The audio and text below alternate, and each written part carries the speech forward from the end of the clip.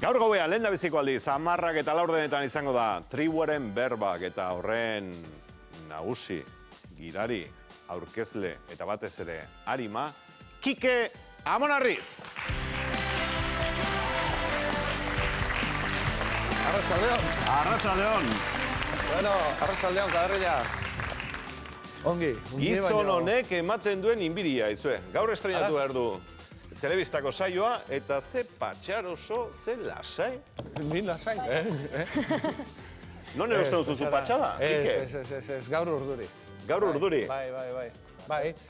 Bai, ilusio handiz. Jefi, lasaitasuna demotu bilok, Bai, batzuetan bai, Aitu, eta ordu erdiko programa, Jaime hemen daukazu 2 ordu programa egiten eta zure ordu. Bueno, programa egiten, baina, bueno, zehose galdetu, erantzungo diate, lasai, baina... Kike etorri eta berak emete... Eta oraindik etorriko direnak gaur, Ez aztu Asiako listorrarekin, Hor ikusi nahi zaituztet, Asiako Bihurtuta gaude, Asiako listorrarekin. Ez da gutxiagotarako. Kike, zer da tribuaren berbak? Tribuaren berbak izango da asteroko programa bat, ordu erdi iraungo du, eta erreportajeak izango dira euskararen, hizkuntzen eta komunikazioaren inguruan.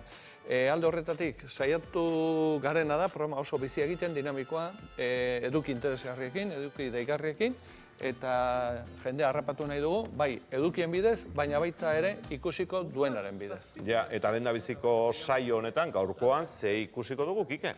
Gaurkoan eduki desente ditugu, baina gai nagusi bat. Bueno, azteko ikus ditzagun irudi batzuk. Esplikatu baino, ikuste hobe izaten da eta horrelakoetan.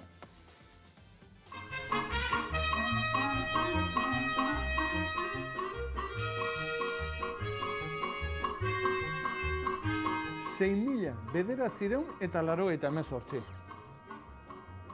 6.000 bederatzireun eta 98. Eta 7.000. Adituek digotenez, 7.000 hizkuntza inguru omen daude munduan. Eta euskara horietako bada. Ea aurkitzea lortzen dudan. Zue, 7.000 hizkuntza asko dira, Arrozaleak ez bezala gainera bakoitza bere berezitasun eta ezaugarriekin. Batzuk hizkuntza handiak dira, etorkizunaren beldurrik gabe bizi direnak. Beste batzuk berriz txikiak, oraina ere arriskuan ikusten dutenak. Ara, hementxe dugu euskara. Zer iruditzen zaizuen? Handia ala txikia? Horixe galdetu behar dugu kalean.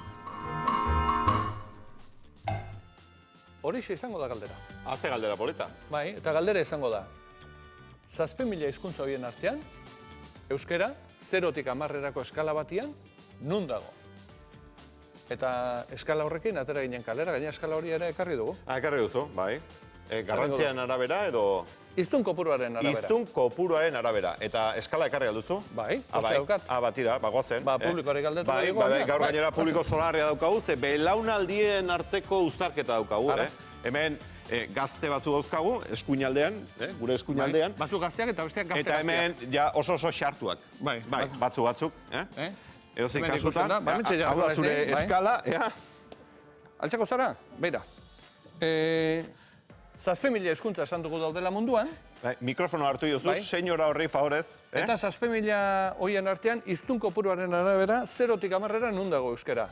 10ean txinera dago. Txinera da, gehien hitz egiten den hizkuntza munduan, jende asko hitz egiten du txinera. Eta 0 izango litzateke, joan den hilabetean mundutik desagertu den, azken hizkuntza. Orduan, hiztun kopuruaren arabera, zure ustez, nun egongo litzateke 0-tik 10 euskara. Sarri, Non? Ade, neska? Ez dakik, lau igual. Lau? Bai. Ja, eta zergatik? Nik uste dutelako jende asko gestu dauela jen berba, laiz eta euskaldun asko izan, asko gestu jen berba. Ja, beraz, laugarren tokian jarri duzu. Ea beste lagun bat, favorez? Bai, etorri aurrera eta hartu, Kikere egiozu zera. Nik usten dut euskera hizkuntza minoritario bat da. Ja. Ez, minoritario bat. Eta orduan nik munduan zer, mundu guztia hartuaz, igual jarriko nuke hemen. Ja. Hemen. Den buelta emango diogu, horrela pegatengo da. Bueno, bia eta laua. Bai. Eta erantzuna jakin nahi duzue? Bai, jakin. Orduan programa ikusi beharko duzue. Hortara etorri gea, hortara etorri gea. Erantzuna, Ez, baina gaur gaur gauean gaueko ikusi beharko duzue. 10 eta 4:00 aurrera. Oidudikan ez dago duda zen duen, zer? Baina ba espada. Emakume honekin, ojo, ze aurreko batean etorri zen, eta ez nuen ikuste gehiago etorriko zenik, ze airean saiora etorri zen, eta emakumeak esan zegoen, tira, batzuetan programa hona egiten duzu, baina beste batzuetan... Bueno, a ber, nik jake aukera aprobetxatu nahi dut, igual protokolo bat pixka da saltatzen nikoa, bino esatera dena saltatu duzu, mundu guztia begira daukazu. Pues ya está. Bino, batez ere, egunero esan nun ikusten nula programa eta atzoko ere ikusi nun. Eta zorion nahi dut, Jaime benetan atzoko entrevistagatikan. 3 aldiz ikusi dut eta oso profesionaltasun handia erakutsi zidan. Zorionak benetan. Bueno, tira, gero kafea pagatuta, baina gaur etzazu tribuaren berbak galdu. Bueno, batxalo bat Jaimeren zat merezi duta. Benetan. Tribuaren berbak zuretzat. Gaur gauean. Beno, erantzun batzuk jaso ditugu, eta ez dakit, zuek zer iristen dio zuen? Txikitasunean oso handia dela, baina eskala horretan nun jarri enuke asmatuko. Jakin beharko genuke zeren arabera, ez da? Hizkuntza handiena kontuta. Iztun kopuruaren arabera, Eskalan adibidez handiena eta txikien alderatuta. Daude eskala, 0-tik 10 daude, zenbaki bakoitzean 700 hizkuntza daude. 700 biderramar, 7.000. Bale. Eta orduan, urrenkera horretan, zatezu, euskara nun dago? Oien. Hor... Nahiko gora. Zeiti gora. Zeiti zazpire bitartien. Busti barra daukazue, oier, riezu, bai. Euskara txikitasunetik ez du aterako eskala horrek, alegia euskara hizkuntza txikia da, hiztun kopuru txikirekin, baina hizkuntza txiki pilo bat egongo dira munduan, seguro, iro. Ze politia den txikiak izango gara, baina bada esaldi bat mundu osoan oso ezagun egiten ari dena, small is beautiful. Txikia, zoragarria da, eta oso polita da. Ba, nik uste, gaur gaueko programan horren inguruan jardungo gara, sorpresa batzuk izango dira, eta bestelako kontu batzuk ere aipatuko ditugu, besteak beste, Euskal Herrian momentu honetan hizkuntzaren egoera aztertzen ari diren, munduko hizkuntza komunitate, hainbat komunitateetako ordezkariak ere izango ditugulako, kurduak, kitxuak, kolombiako nasak, berekin badu bada bisitatuko dugu, eta badu badan aurkituko dugu galdera bat. Eta galdera da, ¿es verdad que el euskera es casi imposible de aprender? Eta galdera horren erantzunaren bila, Madrila joan ginen. Eta Madrila joan ginen, han daukagulako Carlos Cid. Eta Carlos Cid da, benetan persona interesante bat, baina ezautuko duzue. Gainera, gaur, hemen aireaneko kolaboratzailea izan da, premiziatxo bat ekarri izuet, badakizue, bueno, orain ari naiz nik ikasten zer dan kaleko grabaketak egin. Orduan, elkarriztak luze xamarrak grabatzen dira, eta ero elkarrizketa horietatik zati batzuk aukeratu behar izaten dira, eta orduan, orain ikusiko ditugun zati batzuk gauean ikusiko dira, eta beste batzuk ez. Carlos ikusiko dugu. Ea ba. Ea zer dioen. Tu Madrildarra zana? Bai. Gurasoak ere Madrildarra? Bai. Bertako esango genuke Madrildar peto-petoa. Eta nondi sortu zitzaizun euskara ikasteko asmoa edo gogoa edo? Egia da, froga nabarmena naizela, ze nire ingelesa ezin kaskarragoa da.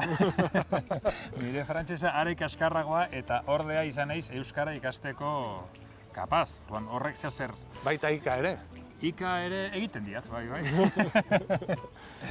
Baneukan aitona bat, euskalduna etzena, baina euskal herritarra zena, Sestaokoa, asko maite nuen, berarekin pasatzen dituen oporrak Portugalete aldean, eta berak esan zidan, aizu, Carlos, gure familian inork ez daki euskaraz, zu zara nire hiloarik kutunena, ea animatzen zaren, eta ea gure familian norbaitek ikasten duen euskara. Eta nik kaso inion. Ez da bakarrik euskara ikasi duzula.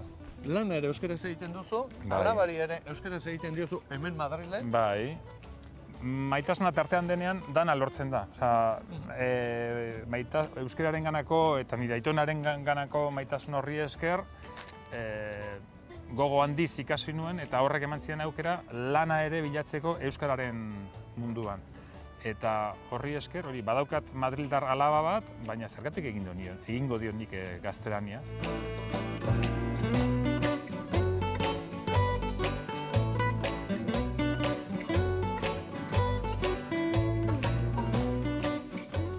Tira, entresak egin da oso gauza Bai, kuriosoa eta gizon mutil honen esanak benetan aintzat hartzekoak. Gauza gehiago ere kontatuko dizkidu programan, oso gauza interesanteak eta benetan estimatzekoak, ez?